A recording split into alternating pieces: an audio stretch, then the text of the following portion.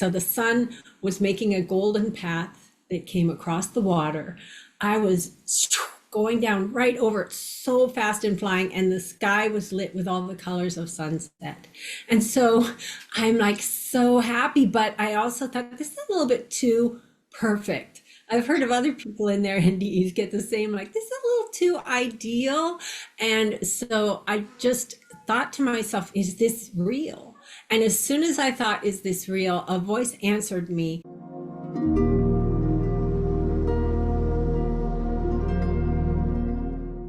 Today, I'm so excited to welcome Louisa Peck to the show. Louisa, welcome to Conscious Conversations. It's an honor to have you here.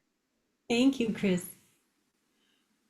So I have seen your story. I know you have a book out, but I don't want to do that much talking because I just want to get right into your experiences. So why don't we just start with, a little bit of background or anything leading up to the NDE that feels relevant or feels like something you want to share, and get into your story. Okay. So for people watching this, you probably know that, like, before my NDE, I was pretty miserable as an atheist. And the quality of life that I have now at 64 is just, it's just like night and day, so much better. I just got back from leading a climb of Mount Baker, which is 10,800 feet. And that was something I could never have dreamed of doing when I was drinking all the time. So basically, in a nutshell, I came from an academic family, so lots of emphasis on good grades, you got to be smart, and kind of undertone of we won't love you if you aren't smart. And so this kind of constant bar that I had to measure up to, and I couldn't. So my parents were, they tried to be loving, but my dad was an alcoholic, and it was very normalized because he still worked and everything. And if you watch old movies, you can see that, like, culture in general kind of like normalized excessive drinking in their day. So I grew up around a very changeable environment. It makes you very codependent because you're always trying to read your parents instead of saying, how do I feel? You're always saying, like, what's the atmosphere here now? So I went to Vassar College, and I did really well, despite being really pie-eyed for a number of my exams and needing to hurl during exams. And, like, you just limp through, but somehow you're just like, I gotta keep going. And so I got good grades, I got out, and I didn't know how to keep trying to show that I was good enough. So I moved to New York City, and my idol while I was atheist was coolness. And what I mean by coolness is I didn't get validation enough from my parents, so I was constantly starving for it. And it kind of created this abstract idea of, this kind of punky new wave, I don't know what, I thought kind of avant-garde self in New York City, that when I hit that bar, I would feel complete. So I was sort of between boyfriends. I'd never had a boyfriend in high school. I was just a library girl. And then in college, I kind of made up for that. And then I was still in a sort of mess of using people. I mean, I never connected really with anyone. I did not know what sincerity meant. I did not know what vulnerability meant. I was just constantly tap dancing to try to impress you.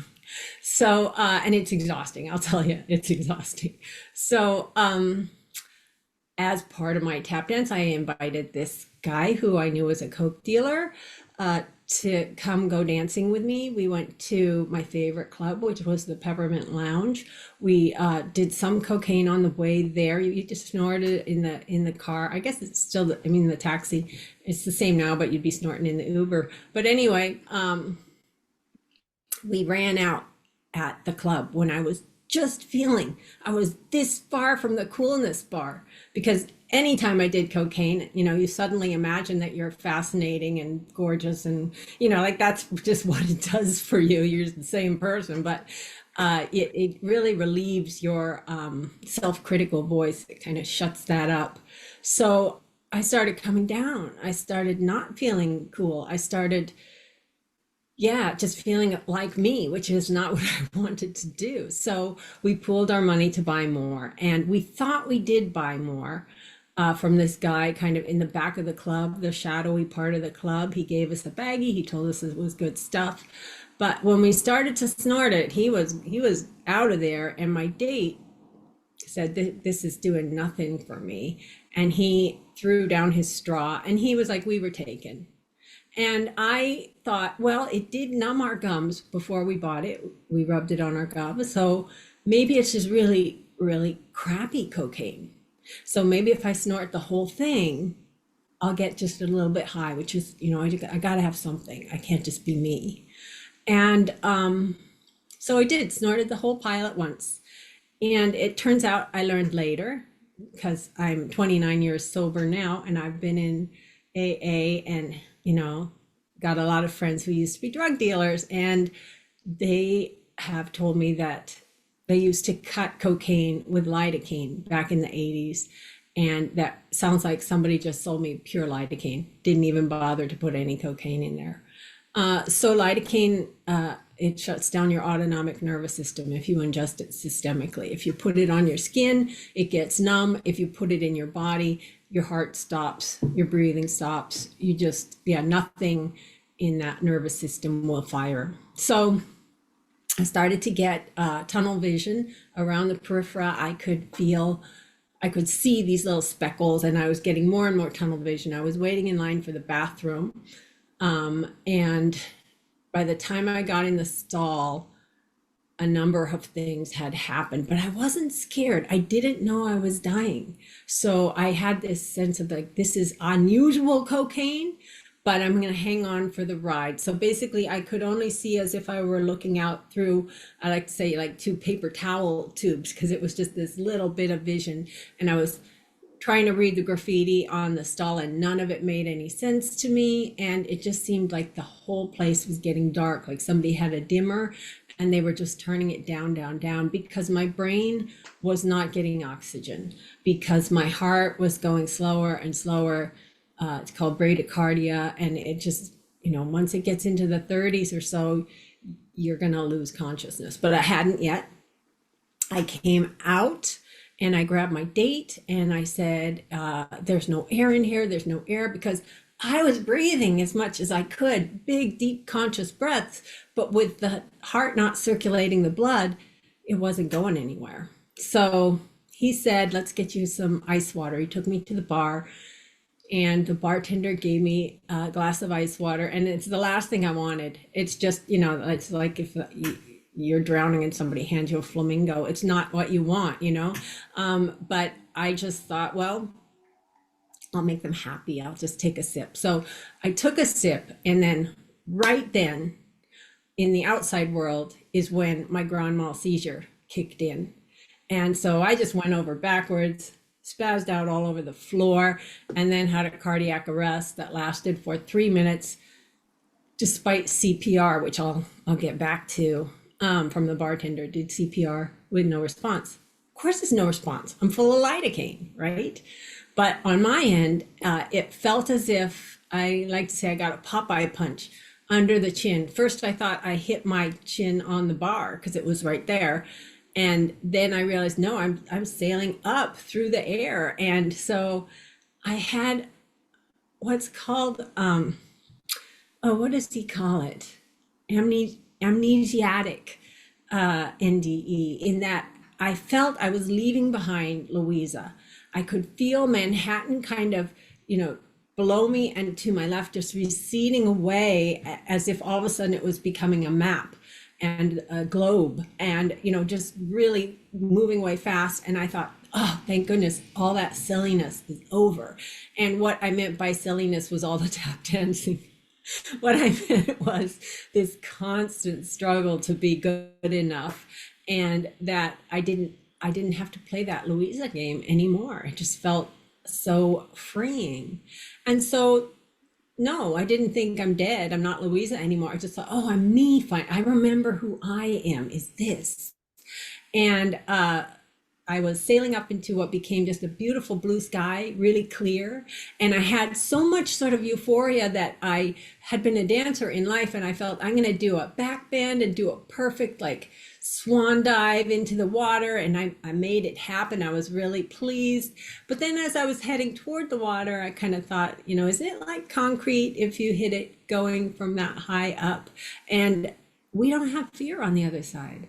So I just kind of thought, guess we'll find out. And then I hit the water and just dove perfectly, which is totally not me, into the water. I went down way deep and it was beautiful. There were bubbles rising around me and I could see the light at the surface, but I thought that is a long way away and that's going to be hard to get to. A little bit of fear, but next thing I know, I'm breaking the surface and it's all good. So I just kind of thought, well, that was easy. And then I saw the shore and I wanted to be there. And I remember just kind of starting to swim, and next thing I know, I'm wading out on the beach again. I just thought, well, that was easy. This kind of little bit of relief, I guess, is all I felt, but I didn't question it. Like, how did that happen? No, I just accepted it because none of it is physical. It is representations of what I am passing through. So when I got to the land, I could see, as I'm facing the land on my left, there was a big mesa coming up, and it was like a sea stack kind of, and on top of it was a very old weather-worn house. And all I thought was, that has to do with me. I gotta get there. I was excited. And so next thing you know, I'm not at the house, I'm at the bottom of the mesa, which is now a whole bunch of rocks, and they are all covered with this horrid, repulsive green slime, which I now know is all my resentment and all of my fears and insecurities. I had to rise above it to become a higher level of spirit. And so I don't remember it stinking, but I just remember being repulsed, but thinking, you know what, I just got to buckle down and do this. I can do this. So I started climbing, and I climbed to the house again pretty rapidly. But when I got to the door sill, I had somehow lost my body along the way. I can't say when it happened because I did have a sense of physicality when I was like, I'm going to climb this. But by the time I got there, I was just this high above the door sill, not a little person, just a camera. That's all I was.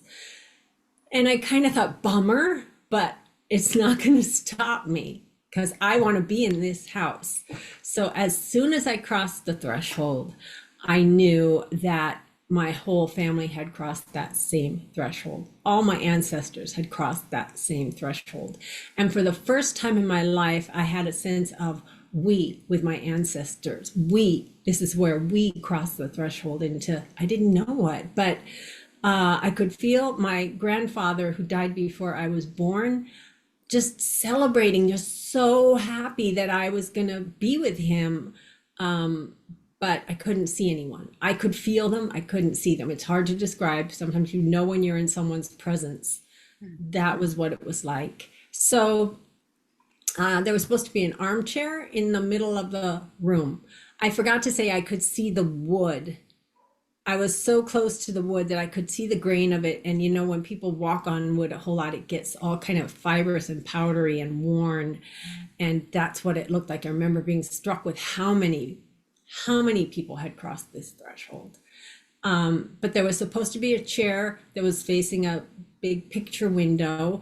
And I knew that all my ancestors loved to sit there and they loved to look at the view of the ocean. And I just kind of thought, no fair, I'm only this high and there's no chair. So how am I going to see the ocean like I'm supposed to? And as soon as I thought I want to see, then something grabbed me by my sternum, which I didn't have. But if you have a sense right now in your mind of where your heart is, that's where it grabbed and pulled me. And so I went across the floor and I right away had a sense of, whoa, what's happening? And then I went up and over the windowsill and out, and I was flying over the ocean. And that whole swoop up and over was like the nicest feeling. I can't ride swings anymore, but I remember when I was young and I loved that sense of momentum and moving, and I had it then, and it was just fabulous. Then I was zooming over the ocean toward the sunset. So the sun was making a golden path that came across the water. I was going down right over it so fast and flying, and the sky was lit with all the colors of sunset. And so I'm like so happy, but I also thought this is a little bit too perfect. I've heard of other people in their NDEs get the same, like, this is a little too ideal. And so I just thought to myself, people can't fly except in dreams. Is this real? And as soon as I thought, is this real? A voice answered me. Again, it's hard to describe because it's not a voice you hear. It's more like a voice in your bones. It's a resonance. And it was powerful. And it said, more real than anything back there. And that meant back on Earth. What I was living now was more real than anything I experienced on Earth. Which, when you think about what we're actually experiencing, it's this little theater of hologram that's happening inside the brain that's processing sensory experience and trying to make a continuous movie out of it. That's where we live normally. Here I was directly experiencing energy, though I didn't know it at the time. I just thought, wow, he's right. And I got closer and closer to the sun. It began to expand and take up my whole vision. I began to see the coronas on it, and I think that's what you call it. And I thought, okay, I'm gonna vaporize, I guess. And I guess I wasn't scared for whatever reason. I just thought, am I going to vaporize? Like, what's going to happen here? And instead, I got to a certain point, and then I passed through a filament, just like passing through a really thin veil that I felt go over me. But then I was on the other side of it, and I was in the light. I was inside the sun, and I was in the light. And if only there were a way to describe the light, you just take the greatest love you've ever felt and the greatest bliss that you've ever felt, and imagine that's a candle, and then imagine the light of the sun by comparison. It's just so much love. And it was for me. It wasn't just love in general. It was for me, someone who knew me better than I knew myself. And after all those years of tap dancing, of all those years of not having been loved enough, I just felt finally, I am enough. I am more than enough. I am beloved. And I just felt such joy and such relief, just such relief and fulfillment. And I think everyone feels that in the light. It's just we put different words to it, but we are complete. And I also I felt that the voice that had talked to me was now a parent figure, and it was kind of sitting on the ground cross-legged and holding me like I was a little infant and pouring love into me. Again, I see nothing because all I can see is the light. But that's the sense I have of what's happening. And then I love the parent too, just naturally. And then kind of it stopped being a process between us, and it just became like love. Love is what I say. It was just an environment of love that was permeating me, and I didn't ever want to leave. But the parents said, you can't stay, you're not done yet. And I was just like, what does that even mean? Like I'd forgotten all about that there was a back there. And what does he mean, or he or she, that I'm not done yet? I didn't know done with what, because I'd forgotten all about my life. But boom, as soon as that's said, the light cuts out, it goes to darkness, and I have a brief sense of falling. Before I felt the falling, as soon as the light was gone, I threw a hissy fit of rage, like, no, I'm not going back. I'm not leaving here. You can't do this. I'll show you. I'll kick you in the shins. I'll do whatever I need to do. And I got a little answer back that was just, case closed, sweetheart. It's a done deal. And that's when I felt drop, which again, I know now is my vibration dropping, that everything I had climbed past my sliminess to this new state I was losing again to get back toward the body. There was something I was going to say that I forgot, but I'll remember. Anyway, what came next was I saw a blackboard, like blackness with little chalk figures on it. I mean, I actually just saw total blackness, but the figures were drawn in chalk like they are in a blackboard. And they were little stick figures, and they were going on a swing, and they were going on a teeter-totter, and they were, you know, doing hopscotch, and they were saying these little rhymes like, how many hippos make a flim flam? And they were giggling and laughing. And I thought, this is nowhere near as good as the light, but I will settle for it, I guess. And I just had that feeling I'm going to watch Saturday morning cartoons for about however long it takes until I can get back to the light. But then one of the figures kind of moved in close to me and became a full circle with white, like dinner plate. And then I saw, well, his rhyme kind of changed from all of the like ABC is 1, 2, 3 to how many fingers, what is your name? And that is the moment that I realized I was back. And it was the most devastating thought, the most devastating news. It's like, Sisyphus, get back behind that rock again, dude, because you're not done yet. And I thought, I'm back in the meat puppet. That was my thought. And I just thought that what he wanted me to do, he wanted me to like make noise and like kind of push it out at him. And it was code for ideas, that he would push ideas back to me through noises. And that seemed so stupid after telepathy, just instantly knowing things. Because I did send telepathy back to the parent when I was like, no, I'm not going. You know, I knew I had communicated that. But I thought, okay, I guess I'll make him happy. So I said Louisa, and I said 3. Other order, actually. I said 3 first and then Louisa. But I was lying on the floor in the nightclub. There was like a huge circle of people around. The music was gone. And I was in this huge puddle of what I thought was water, which was actually sweat when I revived. And I've been around other people who had a cardiac arrest and came back in a pool of sweat. But I still, to this day, I call him my angel now, sent me back. I don't know how he got all that lidocaine, that whole pile of lidocaine, out of my system. And I wonder if it's through the sweat or if he just said, made it be gone, because they can do what they want.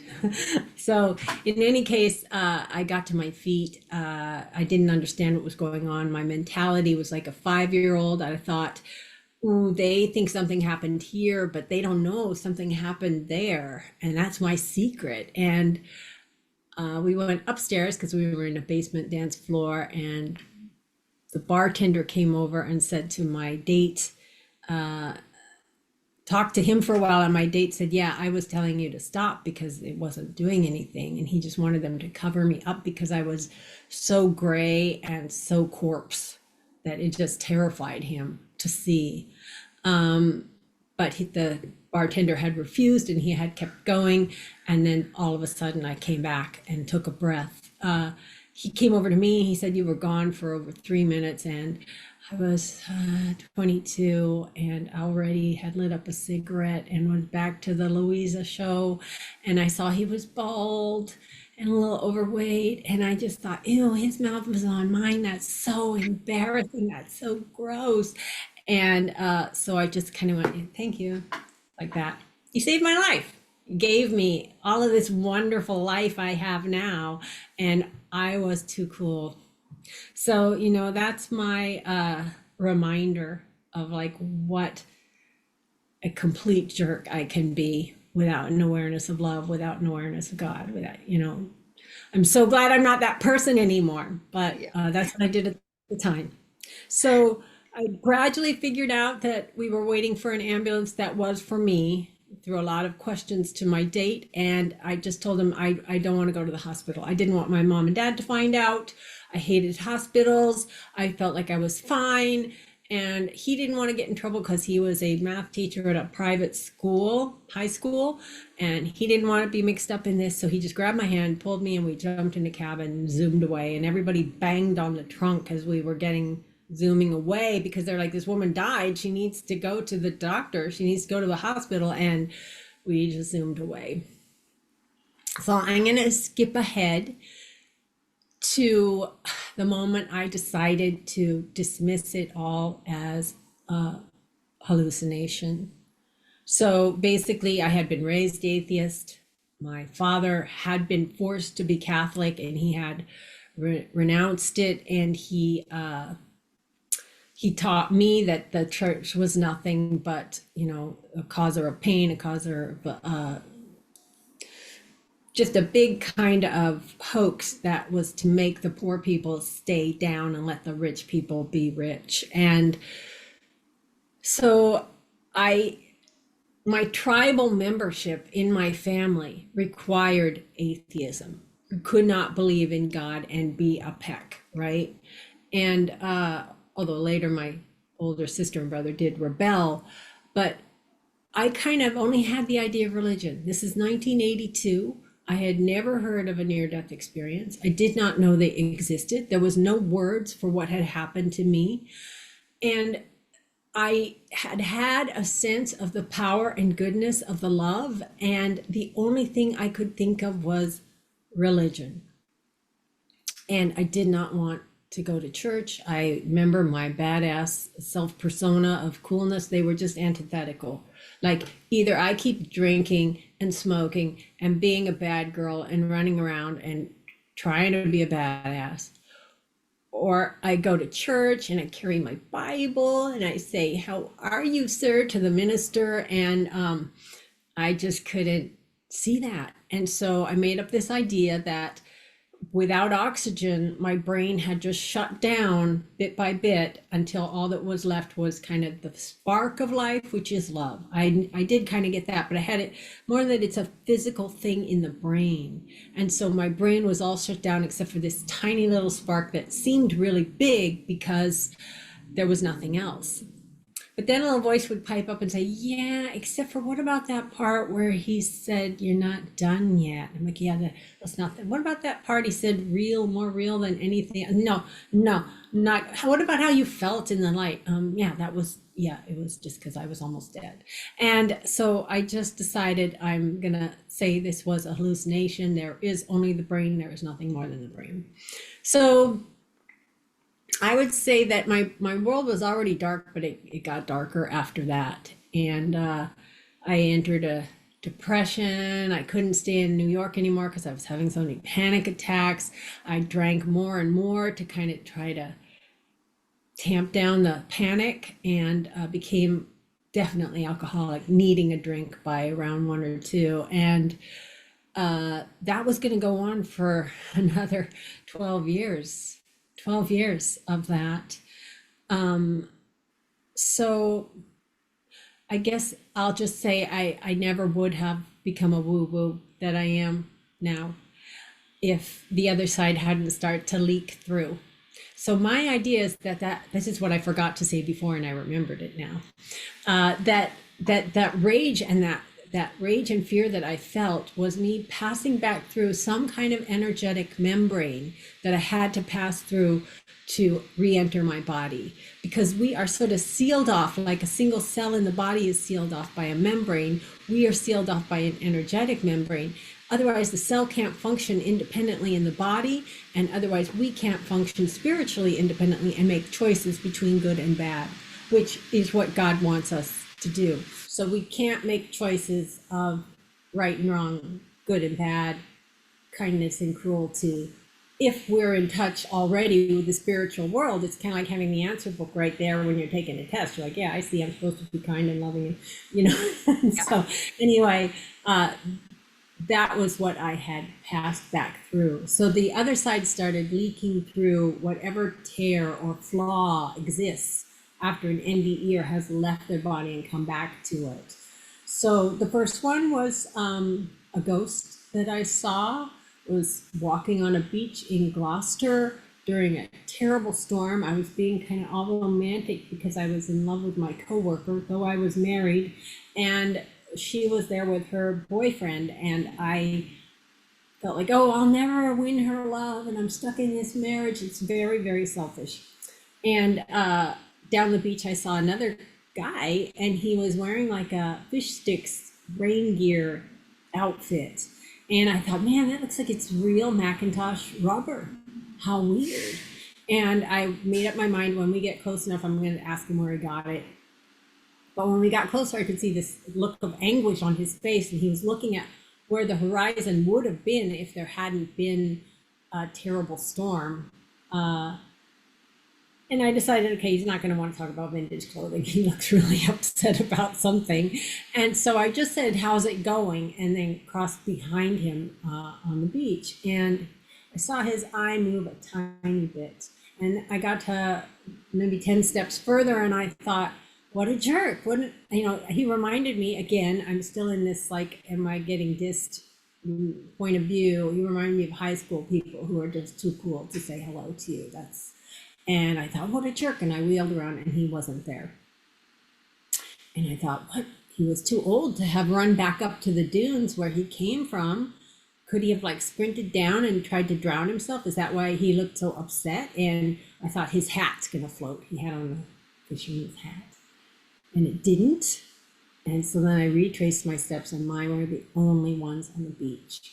So to me, that was like, if I, held up this cup and decided to let go of it, and it just stayed there. Like, it was just like laws of physics are being broken, and that's wrong. And it made me really angry. And when I got back to the house, this is on the beach in Gloucester, the owner of the house said, yeah, there's tons of fishermen who died here.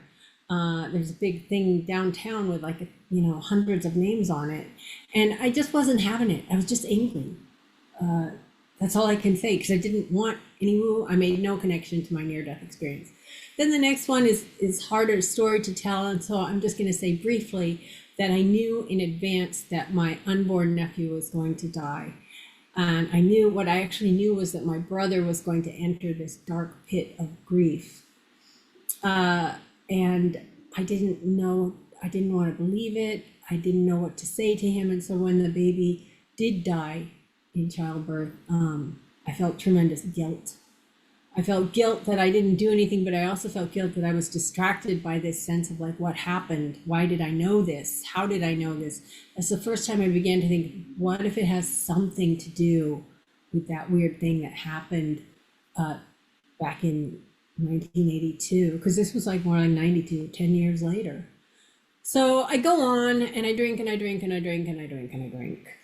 And finally, I'm telling this one because it's the kind of turning point in my addiction and in my woo-woo life.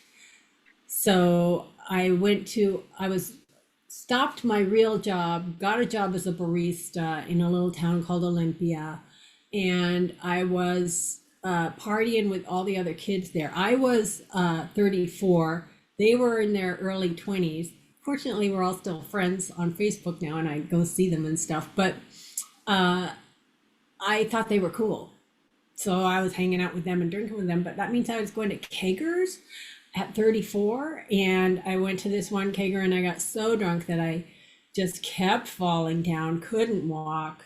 And people took me, one drove my car, and another one drove a different car, and they took me to a house, and they put me in somebody's bed, and they said, you need to stay here, don't try to drive home, because I lived way out of town in unincorporated Thurston County in a log house. So as soon as they were gone, I got out of the bed. I thought, ha ha ha. I grabbed the keys. I thought, you're not stopping me. I got in the car. I could not find the ignition. I was so plowed that I could not find it for like at least 5 minutes, a long ass time. And I finally had to just feel with my hand down the steering column until I found the thing. I remember doing that, and that's when I got it. And then I was like, I'm out of here, and I drove 80 miles an hour on these winding dark roads. And I'm thinking, I'm blasting the radio, and I'm thinking, I'm so cool, but I'm also thinking, I really hope I hit a tree and bash my brains out. The best is then I'd end up as a vegetable and nobody would ask me to do stuff anymore. And even better than that would be, I mean, that's the worst case. The best case scenario is I'm dead, because that's where alcoholism takes you. You just can't do it anymore. You can't do it with alcohol. You can't do it without alcohol. You just feel like I cannot live. I don't know how to live. And so I came to this railroad crossing and there were all these reflectors because it was a bridge over the railroad tracks where the road got skinny. And I just thought, I have no idea what's real. I'm just going to sort of shoot for the middle. And I went through the middle and I made it. And I thought on the other side, I did it. I did it. I'm such a badass. I got home. I got out of the car. I couldn't stand, but I was holding on to the door and it was a starry night. And I don't know if it has anything to do with like helping the angel talk to me, but I looked up at the stars, and as soon as I did that, something shot through me, seemed like from the stars, threw me like lightning into the ground. And it was that voice, the same voice. And this time it said two things. It said, "This is the last time I can help you." And it said, "You do know right from wrong." And both of them, kind of like when you drop a rock in the water and the waves get bigger and bigger, both of them got bigger. And last time I can help you, I understood that someone had been helping me all this time. I vaguely recognized the voice as the one from the light, that same being has been with me.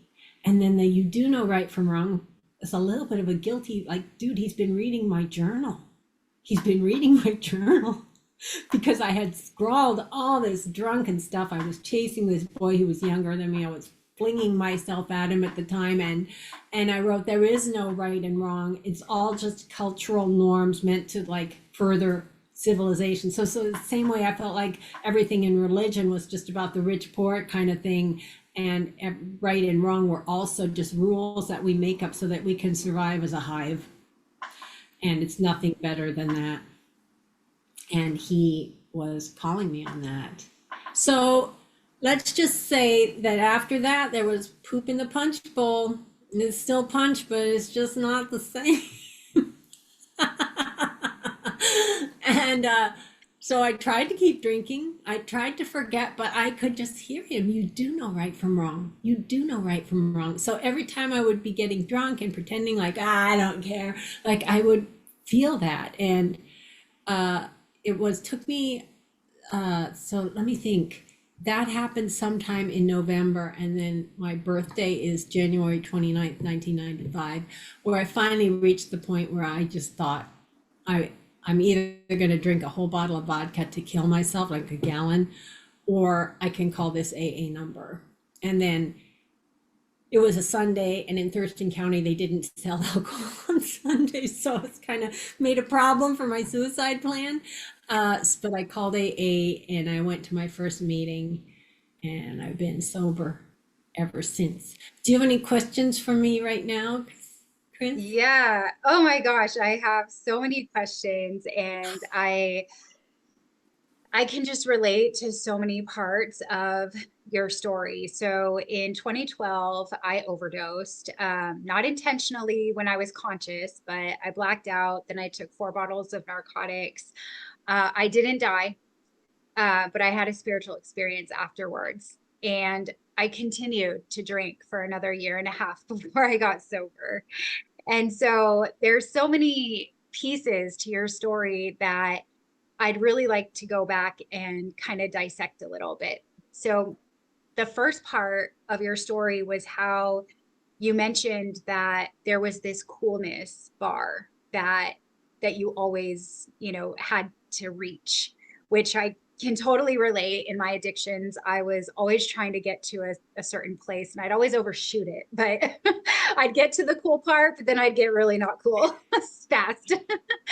But what you mentioned that really stood out was that when you were having your near-death experience, there was a moment where you felt like, well, this is really me. And I want to know if you can describe the difference of what substances, bring us to that fullness place where we think we're cool, but what that real feeling was.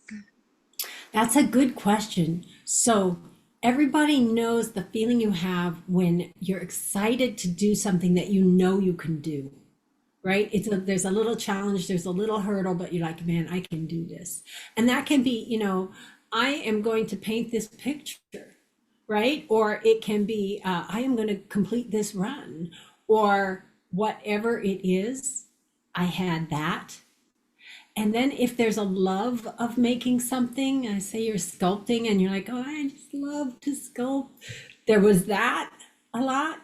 And there was this kind of just curiosity too, of like, I want to find out, I want to see, and so those were the elements that were dominant in my consciousness. This like, I am me, I can do things, I love to do things, and I want to learn more. And all the rest of it, all the how am I doing? All the what other people think, all the let me compare myself to something, all of that was gone. And so I was this pure can do curiosity, love. And that's what I am at the core. I try to isolate it now. And when I've been on very long solo through hikes in the mountains, I will focus in on who am I? And really what I get to is just now this kind of like I'm in a fog and I'm thinking, what? Like that's my consciousness now. Yeah, I get that too. So I'm actually training for a marathon, and I know that you're active and you hike a lot. And just the other day, I was explaining to a friend the feeling I have when I'm done running, maybe not during the run, but when I'm done, and how it was so whole and it feels like there's light coming through, like from my crown into my body, and it just feels like natural. And they said to me, oh, it's like a natural high. And I didn't even equate it to what it felt like to get loaded because Mhm. it's so different. And it is, there's a fullness to it, a wholeness, like an embodied state that when you just said can do, like it was like, yeah, like we are limitless. There's everything is possible. Mhm. Mhm. So yeah, I get that too. Now you had mentioned that, growing up, you were in an environment that was not just like not aware of religion, but that you'd made up a story about religion. And my biggest curiosity is when after your NDE, so was it after you got sober that your beliefs and views started to change? And how was that process for you going from atheist to what you believe now? And what do you believe now? I Oh, know I that's a loaded question, I but kicked and screamed the whole way. Um, and in AA, you have to have a higher power. And I just like, ew, I didn't like even that. So, you can compartmentalize in your mind. So in one compartment, I knew there was this voice that talked to me that was something larger than life, right? And then in AA, they're talking about have a higher power, pray, meditate, and try to make conscious contact with it, and that will keep you sober. And that was kind of a whole different package for me. The process of them coming together took 30 years. So you can see behind me, that's my cover of my book is a painting I did. My book is called Die Hard Atheist, and from NDE Denier to full on woo woo against my will. So the pattern I would say is that these weird paranormal events kept happening to me. And it was hearing the voice at times when my sister died, the voice telling me that I needed to tell her about the light and that I needed to help her cross, basically. And then after I followed its instructions, which was a big landmark for me, because it was the first time I was like, I will do what you tell me. I will do this. Then I felt my sister in the room after she passed with all this joy and love, and she filled me with the love. She gave me a freebie of the light, and I was just so full of joy at a moment when everybody else was, you know, in the depths of pain, because she was, I knew that was just a husk. I knew she was here. They didn't know that, you know. And so each time that would happen, or saved me from getting in traffic accidents by telling me don't go when the light is green, or then I started accidentally reading minds too. That was kind of like, that's trippy, when I wrote down a person's name before they told it to me, and it was so socially embarrassing. Or I saw one of my friends was thinking of a great sort of tryst he'd had with his wife at a bed and breakfast, where they'd kind of gotten rid of the kids and gone somewhere, and he was seeing her, and I saw her the way he saw her, and it was none of my business. And so that was actually the one that made me call Ions. It's not the one, the one where I write about it in my book, that made me say, okay, I will never doubt you again, to the voice. And I understood very intuitively that there's me, and then there's my angel, and then there's God, right? And for some people, that angel is Jesus. In my case, he's not. He's somebody else. But you were just asking about the process. I can tell you more about the angel. I can tell you more about the process, but just to generalize, it was that a weird thing would happen and I would know the other side is real. I would just know it. And then I'd kind of like get back into my regular life and assimilate again and be, there must be some explanation for that. But, you know, and then another weird thing, I know it's real. They're all real. And then like, yeah, you're nuts. Like, let's just belong to society and just believe in the material world, period. So I vacillated like that until I finally had the event with the dream that came true. Yeah, I can relate to that as well. When I got sober, I couldn't refer to a power greater than myself as God. I grew up in a very Catholic family. I was raised Catholic. Sorry. So I had, yeah, so it wasn't that I didn't have any beliefs. It was like I had beliefs that, you know, there was a punishing God. And I'm still, you know, I still come up with times where I'm thinking, oh, like that's because I still believe God will punish me. But my sponsor had given me an assignment, and I didn't know we were even moving into step 2, which is came to believe that a power greater than ourselves could restore us to sanity. And she said, write everything that you, write every characteristic that you want in a best friend. And I was like, well, that's a fun exercise. I can do that. And so I did. And when I read it to her, she said, that's your God. And that was where it popped open for me, where it was like, oh, like I'm loved, you know? That love that I felt was coming from him. You know, it was coming from my angel, but also coming from God. And that is God's love for us is so strong. Yes. Mine laughs a lot. I crack him up. You have to picture, I like to say that I'm like a toddler to him. And I've heard other people say this too, that it's like a toddler who is trying and using their little toddler ideas of how the world works to you know, hit something with their hammer or whatever it, you know, their play hammer, whatever it is. And I just crack him up. And then talk about a punishing God. When my dad was dying, I had a thought, ooh, maybe I'll get to feel the light again. And then I was just like, oh, Louisa, like your dad is dying, right? And I just prayed really fast I can tell you his name is Ignacio. That's what we agreed on, that I can call him.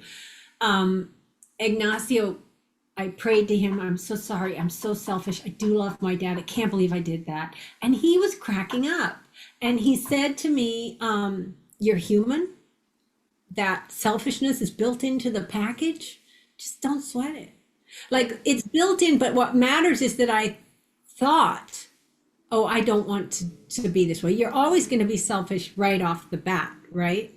And then you decide, no, I don't actually need this. I can give this to you. Or no, I actually don't want to break that rule. I'm going to obey it. Like you can always have the selfish thought first, but what matters is the choice that you make, right? The selfishness is built in so that we'll feed ourselves and reproduce. Like God wants us to be in the body. That's why we have the fear. That's why we have the anger, is to protect this body. So we're gonna be selfish little squirts, you know? Yeah. I know one of my first sponsors used to tell me, "Oh, you're so adorable." And I had never heard that before. And I did an authentic relating games night where we played a game where we basically have our higher self introduce ourself to our group. And my higher self was saying things like, "Isn't she so cute? She's so adorable. She makes all these mistakes, but they're perfect for her." And when I heard myself, I was like, "Oh, like that's what we're here to do." Yeah, yeah. So And yeah.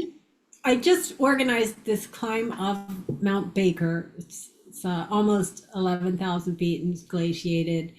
And my angel was with me on it because my motive for doing it was to kind of unite the branches of the family. I had a nephew from my sister who died. I had a nephew from my brother and another friend of his. And I wanted to, my mom died a year ago, and the family could just drift apart without her. So I did this climb. He was with me. I jumped across a 2-foot crevasse, leading in the dark. This is 1 a.m. The other lip, the lip that I landed on, just fell away, and I went down in the crevasse. So I had 1 second of just thinking, what's happening? You know, and then my feet landed on a shelf. Then all that snow landed on top of one of my feet. So I was stuck, and I was just here's the level of the surface. And I had my angel with me, and I just wasn't afraid because the whole motive of the thing was good, you know? And so instead of panic, I kind of thought, why aren't I panicking? Why aren't I panicking? And, you know, he's just like, sink your ice axe. And I just sank the pick down in front of me. And then I used that to kind of wiggle and wiggle until my foot came free. And then I used my crampons to climb out and over the top. And I was out and I was back to leading. And remember, I'm 64. But mostly when we came down, when it was over, I can feel him saying, you brought about good. You generated a lot of love by doing this. And that's what I'm here. That's the job I wasn't done with. That's why I had to come back, is because I had much more love to give, to generate, to encourage all the women I've sponsored, you know, my blog that I write. It's all that thing I was talking about. I can do this. I can make something, and I love to. That's what I was here to do more of. Yeah. Oh, I love that so much. And I know that we've been chatting for a little bit. I do have a couple of questions that I ask all my guests to conclude the show. But before that, I'm curious if there's anything else that wants to be said about your near-death experience, about anything that's happened after, if your angel has any messages for the audience. Yeah, it's all in my book. I mean, I hate to plug the book, but I really got everything that I had to say in there. My angel's Ignacio, because over the pandemic, it was just him and me in this house, right? And I asked him, you know, can I call you something besides Angel? Because for years I'd been calling him Angel. And he's like, we don't have names. No, you know, names are dumb. And then I'm like, no, I want a name. And then he answered something that blew me away. He said, I've had so many names and none of them are in alphabets, you know. And that was left field. Like I totally forgot. It's, it's gonna be in Hebrew, it's gonna be in Greek, it's gonna be, so eventually he sort of spelled out and showed me letters in space, and we got to Ignacio, which is an Etruscan name. So um I can just say that more or less I'm in touch with him, the more I am guided by my heart, the more the more easy it is for him, the easier it is for him to talk to me. When I get to be in fear, he has to, I call it, he has to yell. And there are times when he does yell, and I hear him despite whatever else is going on. So that's that's what I would add. Okay, perfect. And I'll include the link to your book so that anyone who's listening who feels inspired can go grab a copy for themselves. So the first question that I ask all my guests is, how would you define God or source, however you refer to it? It's just a powerful becoming, a powerful unfolding of potential. And that, weirdly enough, is love. It's the same thing. Like, how is there love, in the making of this brass candlestick? It's it's where there was nothing creating something. And love does that energetically, right? I can just pass someone on the street and be like, nah, I'm busy, you know, or I can be like, this is another person. I'm going to recognize them and smile at them. And then they smile back, and we made something. It's not a candlestick, Right. but it's a little explosion of goodwill. And so, at the tiny micro nano level, that's happening. And it's like it's a tendril of God's nervous system that goes out through the entire universe. That's beautiful. I love how you describe that. The second question is, what would you say is the purpose of life? It's, you know what I'm going to say, right? So it is to love and to make more of those moments and to connect, and so on a larger scale, we should be applying ourselves to saying, hey, we can't keep destroying the planet this way. And hey, we can't have this fighting over, borders and stuff on the map. We have to grow as a species. We have to become more loving toward the planet and toward each other as a species. So there's things you can do working with other people in coalitions and groups to bring that about. But in your everyday life, this is stolen from somebody else's NDE. But she was asking, what about my music? What about my photographs? Like, don't they mean anything? And she was told they mean something as much as they help others.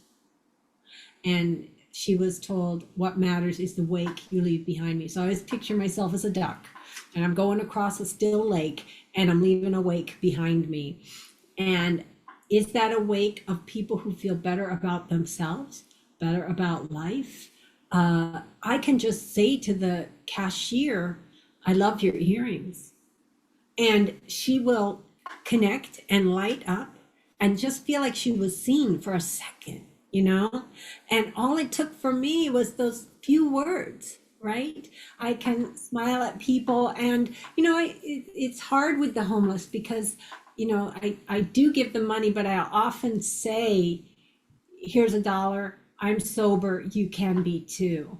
And they'll always be like, yeah, I'm going to do that, and they're not going to do that. But giving them the message, we have this in common, is something. So and then we're supposed to use our gifts, whatever your gifts are, like Chrissy, you're doing this, right?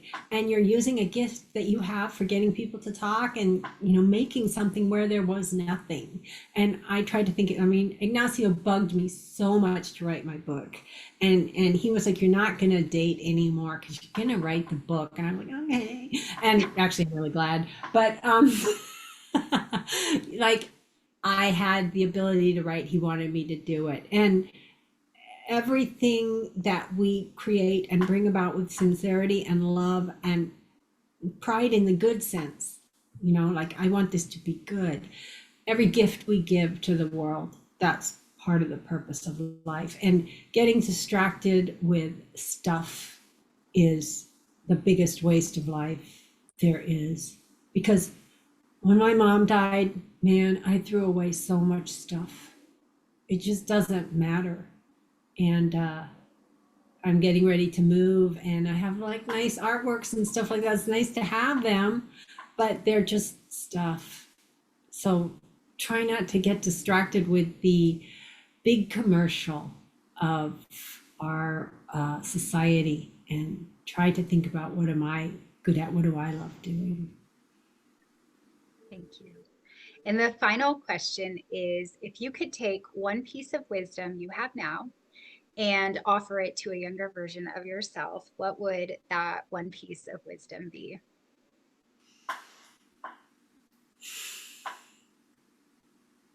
Well, I want to say you do know right from wrong, but that was really a pathway to very slowly, gradually learning how to love myself. Because all the wrongs that I was listening to were leading me away from that. And like, I can get addicted to people. I can get addicted to love. I have an addiction memoir, and at least half of it is my addiction to relationships.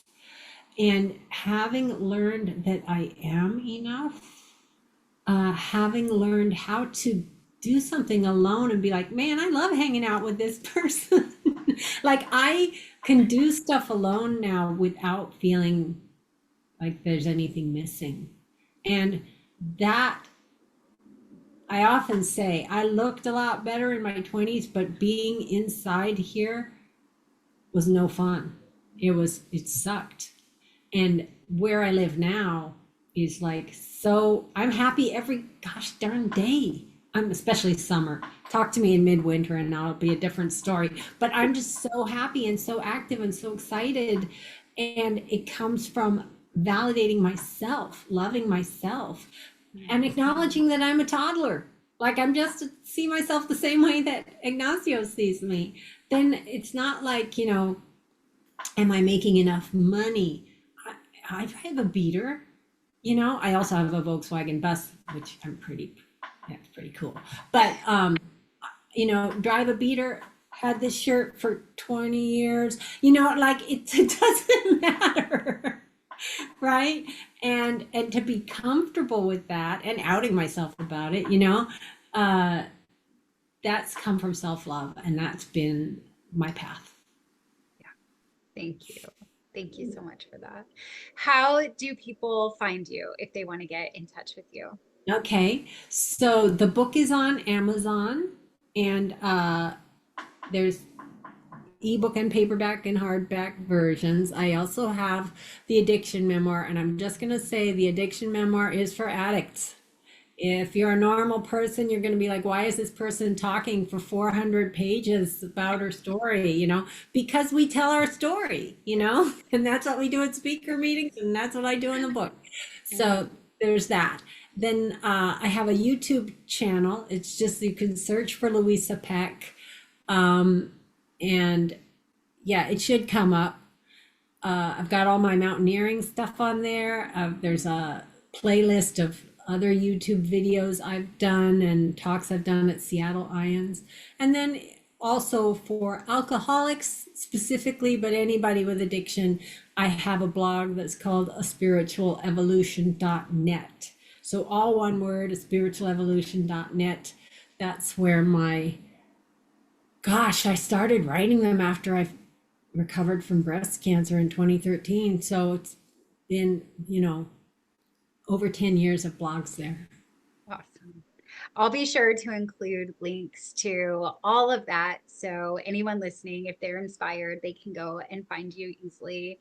And I am also noticing that I'm super curious about the addiction memoir. So maybe we might have another conversation about that. Love addiction, I man. know Love addiction is, you can get dopamine from that shit, I'll tell you. Yes. It has been such a pleasure, so much fun. Thank you so Likewise. much. I'm so honored that you spent You're this such a time with bright me. light too, Chris. It's really fun talking to you and just Yes, getting your energy, even over Zoom. thank you. I would like to personally thank you for tuning in to this episode. If you haven't already, please be sure to like this episode, subscribe to my channel, and turn on notifications so that you never miss a beat. And if you really resonated with this content, please share it with all of your friends so that collectively we can expand our consciousness. Have a very blessed week.